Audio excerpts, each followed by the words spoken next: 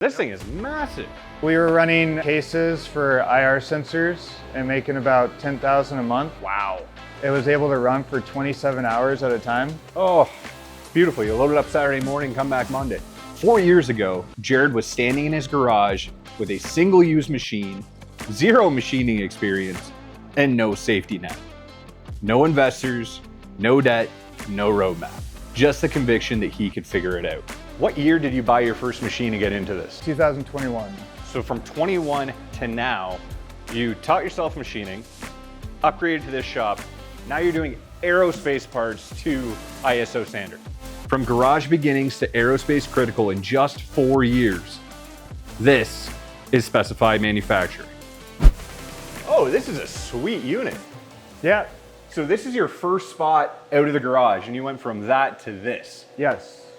And what made you kind of decide on this location here and, you know, this amount of space? Because that's a big jump.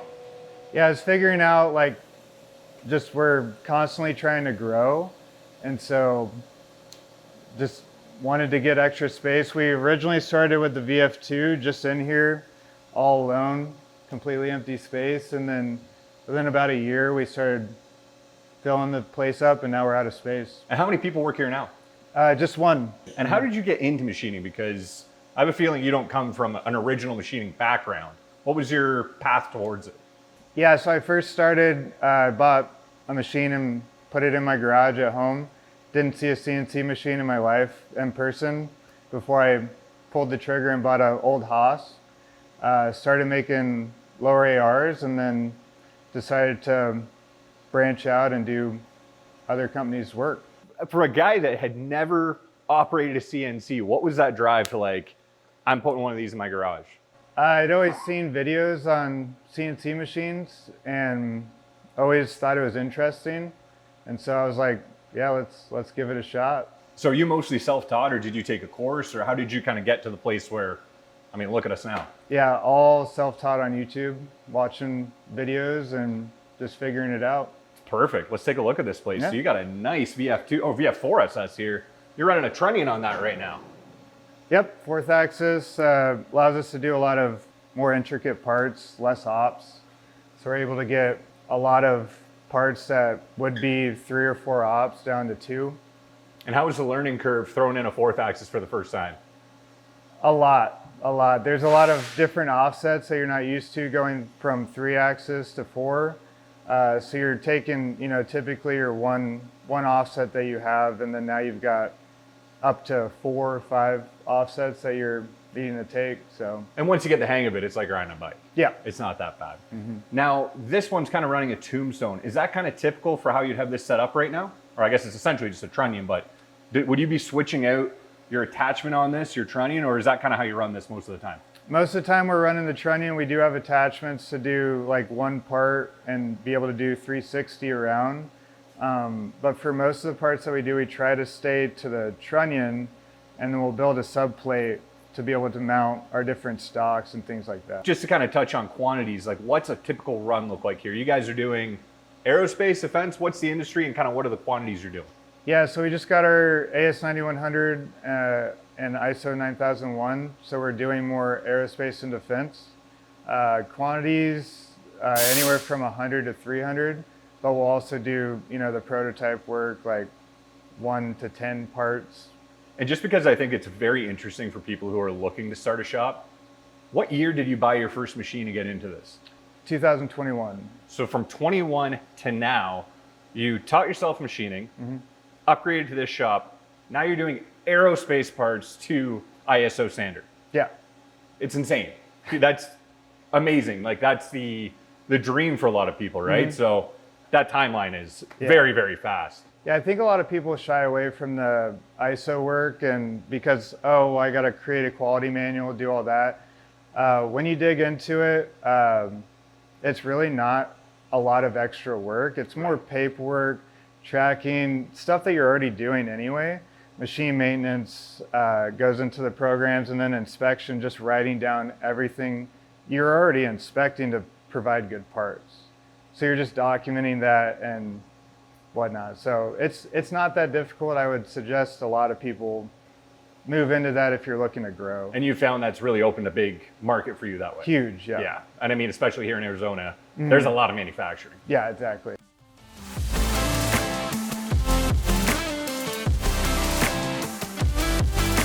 You guys have a lathe over here. Yeah, so we just got this lathe, again, self-taught, so I'm trying to get into figuring out how to lathe and run it. It's somewhat similar, but we've been so busy with mill work that finding the time to actually lathe apart or turn apart it's been put on the back burner. And I know everybody always says it's easier to learn turning than milling, and I find it way more difficult because I'm a mill guy too. Yeah, so exactly. Trying to learn just how the axes work and where your Z and where your X is, it's confusing, but that's a nice unit. Yep. Oh, and you got a VF2 over here? Yep, so this is the second machine that we bought, 2008. It still runs great. I haven't seen that screen before on a control. Is that custom? No, I mean, this machine was like in the middle of them going from the old gen to the new gen. Okay. The same one that I've got still in my garage. It's a middle of the road one that when they were trying to figure out their next gen stuff. Right. Yeah. Because I have an 05 and a 2010, and my 05 and my 2010 look nothing like this. Like even like that curved panel on the spindle there. That's cool. And that control screen I've never seen before in my life. Mm-hmm. Now, when you're running stuff in here, right now I see one vise on the table. Are you tending to try to stack things up, or do you run one-offs, like when you're running apart, like one at a time? Is this pretty typical for what's in this machine? No, so we run all sorts of different stuff. It just depends on the job. Right. So like the part that we're running now is pretty high tolerance, so we want to measure each one that comes out and things like that. But we'll machine a whole aluminum plate and mount it. Subplate. And then, be able to stack, 30, 40 parts all at once to be able to do things and let it run without us having to touch it. And the other reason we're not seeing a lot of parts in here right now is you're actually doing a ton of ITAR work. Yes. Which, of course, we can't show on camera. Yeah. Which is a good thing. But getting into that ITAR space, was that difficult compared to ISO, or was that kind of the same challenge? No, I mean, typically with ITAR, you're just signing up with the government and saying, hey, we're going to follow these rules. Obviously, don't show parts, don't take pictures, document control. Also falls into that is different internet security, things like that. But pretty standard stuff again. Just have to document it and follow the rules. And of course, that's a massive market out here. Yes. The amount of defense manufacturing happening right here in Arizona is off the charts. Yeah. Another VF2? You guys like VF2s? Yeah. Most of the machines that we've gotten are from auctions or are used. We find, we can get used machines for 20 grand and they work and they're good. Being able to throw 20 grand at a machine and be able to pay it back within a couple months is a lot more digestible than buying a new machine. You're keeping your overhead low, which exactly. is key. Yep. Because, one bad month and you have 30 machine payments, you're having a bad time. Yeah. Now, one question, because I don't really buy used machinery, and I know a lot of people who do, but when you go out to these auctions, how do you evaluate whether that machine's actually going to be worthwhile or not? Yeah, I mean, typically you can get them inspected, and then there's certain sellers here in Phoenix that I trust. Right. To be able to go, okay, if I'm buying a machine from them, even at auction, they've inspected it and they stand by it. And then we've also had sellers that we bought used machines that, it came without a spindle, like the EC400. We turn it on for the first time and the spindle sounds like there's a bunch of garbage running. And so I call the sales guy and he's like, we'll put a new one in. Beautiful. Yeah. That's not a cheap fix. Yeah, exactly. And let's take a look at this thing, because this thing is massive. How big is that tool magazine on there? 70 tools. That is not stock for these, I don't think, is it? I think that was an option. Possibly. This machine actually came right out of the Haas factory. Oh, no. Yeah. Wow. So it was making Haas parts and was able to get it at a very affordable price. And this is clutch for when you're trying to do large production runs, right? Like, look at this. You have a pallet pool full of tombstones. Yes, so we were running cases for IR sensors and making about 10,000 a month. This was an upgrade that we got. We were running them on the VF2s, which was a lot of hands-on. We bought this probably 60 grand investment. Wow. But it was able to run for 27 hours at a time. Oh, it's beautiful. You load it up Saturday morning, come back Monday. Yeah. Wow. And did you make all these tombstones yourself?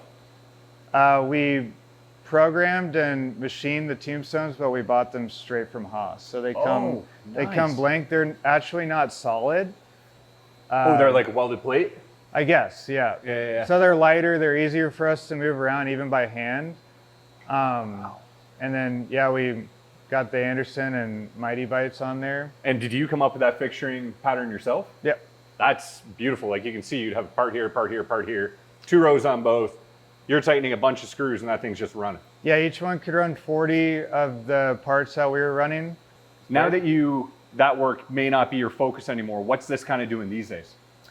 Not much right now. I mean, the thing with the EC400 and especially the pallet pool is you want to be able to program it to run mass production, right? So if we don't have mass production, we'll probably look at possibly switching another machine out, getting this out, and then looking at trying to get into 5th axis. And for now, I mean, it's a great availability for open capacity. Absolutely. Right now, if somebody comes to you and says, hey, I need 20,000 of something, yeah, we can do it. you're ready to go. Yep.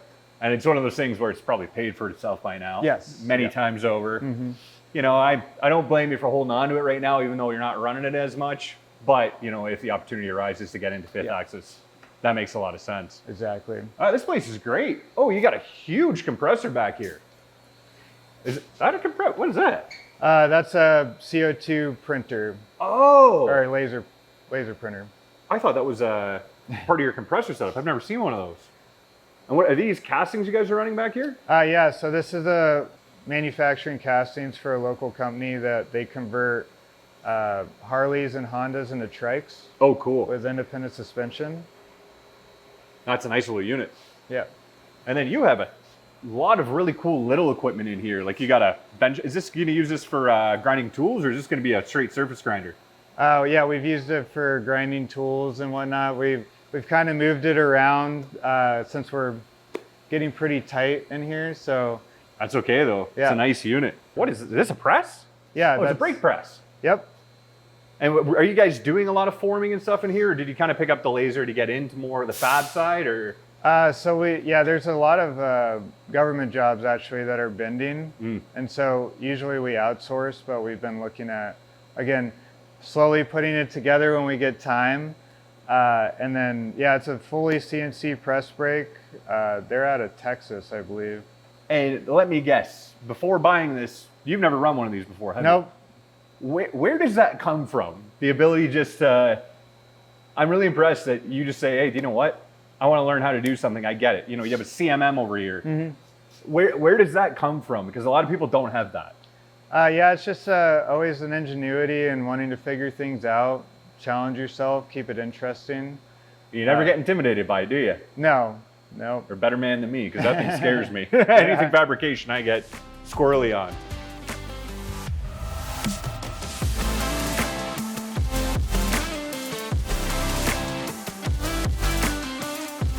And you got another grinder over here. Are you picking this stuff up pretty much at auction when you see it, or? We picked it up because we had some parts that were hard chromed.